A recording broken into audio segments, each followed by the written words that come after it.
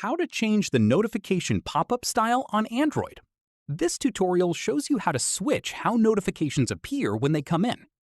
First, open the Settings app on your Android device. From there, scroll down and tap Notifications. After that, tap Notification Pop-up Style. At this point, you'll see two options to choose from: Brief and Detailed.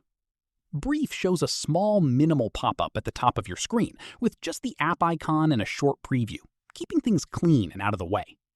Detailed shows a larger, expanded notification card with more information visible straight away without having to pull down the notification panel.